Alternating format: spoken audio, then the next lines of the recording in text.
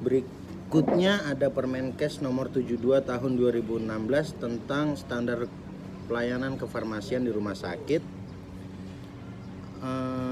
Peraturan Menteri Kesehatan Republik Indonesia nomor 72 tahun 2016 tentang standar kefarmasian di rumah sakit menimbang bahwa Peraturan Menteri Kesehatan nomor 58 tahun 2014 tentang standar pelayanan kefarmasian di rumah sakit sebagaimana telah diubah dengan Peraturan Menteri Kesehatan nomor 34 tahun 2016 tentang perubahan atas Peraturan Menteri Kesehatan nomor 58 tahun 2014 tentang standar pelayanan kefarmasian di rumah sakit masih belum memenuhi kebutuhan hukum di masyarakat sehingga perlu dilakukan perubahan, bahwa berdasarkan pertimbangan sebagaimana dimaksud dalam huruf A, perlu menetapkan Peraturan Menteri Kesehatan tentang standar pelayanan kefarmasian di rumah sakit. Memutuskan Peraturan Menteri Kesehatan tentang standar pelayanan kefarmasian di rumah sakit pasal 1 dalam peraturan menteri ini yang dimaksud dengan 1. Rumah sakit adalah institusi pelayanan kesehatan yang menyelenggarakan pelayanan kesehatan perorangan secara paripurna yang menyediakan pelayanan rawat inap, rawat jalan, dan gawat darurat. Standar pelayanan kefarmasian adalah tolok ukur yang dipergunakan sebagai pedoman bagi tenaga kefarmasian dalam menyelenggarakan pelayanan kefarmasian. 3. Pelayanan kefarmasian adalah suatu pelayanan langsung dan bertanggung jawab kepada pasien yang berkaitan dengan sediaan farmasi dengan maksud mencapai hasil pasti untuk meningkatkan mutu kehidupan pasien. 4. Resep adalah permintaan tertulis dari dokter atau dokter gigi kepada apoteker baik dalam bentuk paper maupun elektronik untuk menyediakan dan menyerahkan obat bagi pasien sesuai peraturan yang berlaku. 5. Sediaan farmasi adalah obat, bahan obat, obat tradisional, dan kosmetik.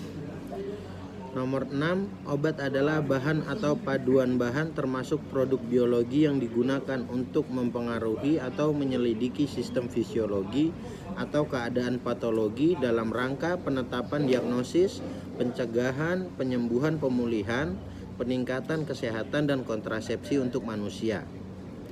7. Alat kesehatan adalah instrumen, aparatus, mesin, dan atau implan yang tidak mengandung obat yang digunakan untuk mencegah, mendiagnosis, menyembuhkan, dan meringankan penyakit, merawat orang sakit, memulihkan kesehatan pada manusia, dan atau membentuk struktur dan memperbaiki fungsi tubuh.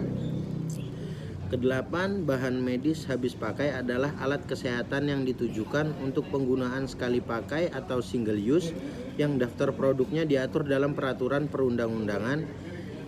9. Instalasi farmasi adalah unit pelaksana fungsional yang menyelenggarakan seluruh kegiatan pelayanan kefarmasian di rumah sakit.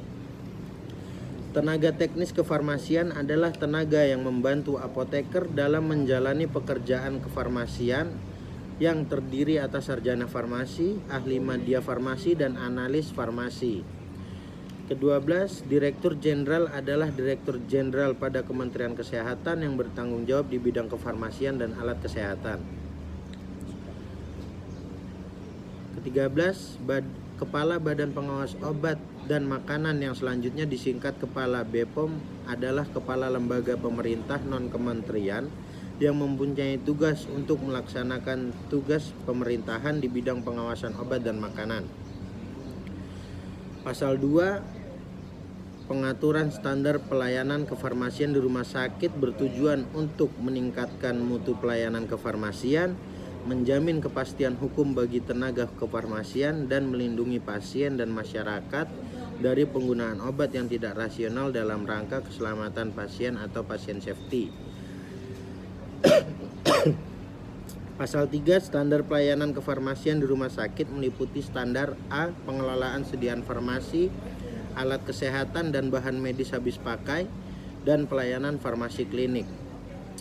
Kedua, pengelolaan sediaan farmasi, alat kesehatan, dan bahan medis habis pakai sebagaimana dimaksud pada ayat 1 huruf A meliputi pemilihan, perencanaan kebutuhan, pengadaan, penerimaan, penyimpanan, pendistribusian, pemusnahan dan penarikan, pengendalian dan administrasi.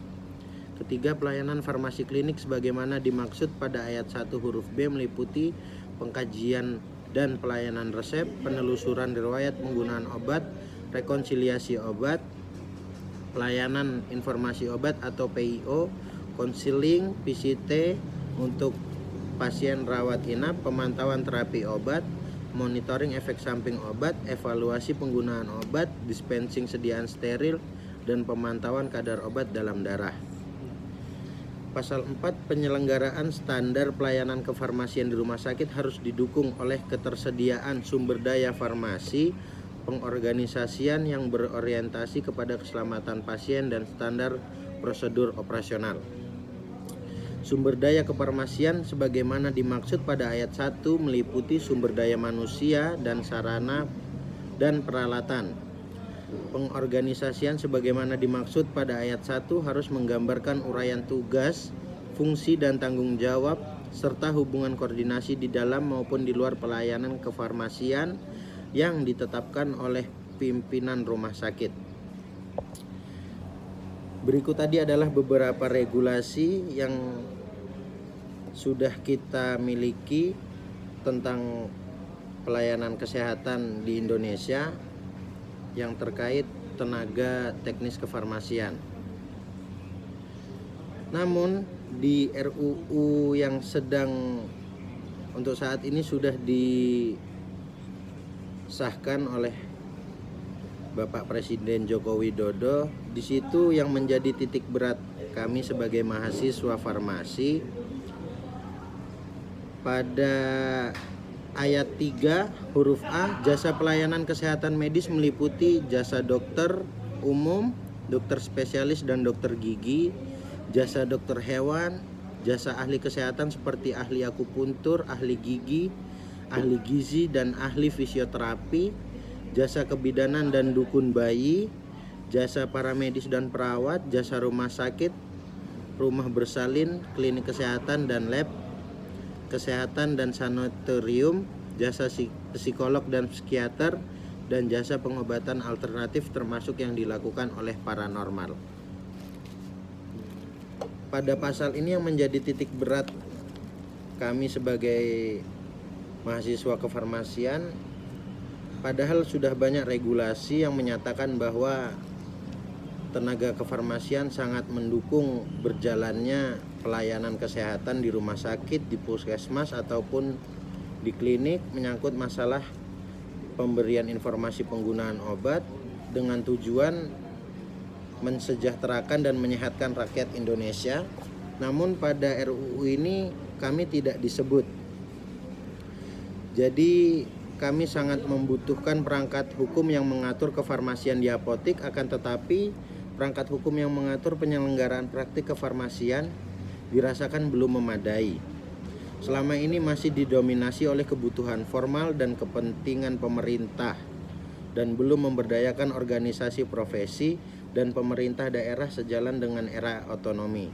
Sementara itu, berbagai upaya hukum yang dilakukan dalam memberikan perlindungan menyeluruh kepada masyarakat sebagai penerima pelayanan dan tenaga kesehatan sebagai pemberi pelayanan telah banyak dilakukan, akan tetapi dirasakan masih belum memadai karena kemajuan ilmu pengetahuan dan teknologi yang berkembang sangat cepat tidak seimbang dengan perkembangan hukum. Dalam rangka memberikan kepastian hukum dan perlindungan hukum untuk meningkatkan, mengarahkan dan memberi landasan hukum serta menata kembali berbagai perangkat hukum yang mengatur penyelenggaraan praktek kefarmasian agar dapat berjalan sesuai dengan perkembangan ilmu pengetahuan dan teknologi, maka perlu mengatur pekerjaan kefarmasian dalam suatu undang-undang. Mungkin sekian beberapa regulasi undang-undang yang saya bawa, seharusnya bisa menjadi pertimbangan untuk penyusun rencana undang-undang tahun 2020 sebagaimana mestinya melampirkan kami sebagai tenaga kesehatan. Demikian pendapat saya mengenai RUU tahun 2020. Terima kasih. Selamat siang. Assalamualaikum warahmatullahi wabarakatuh.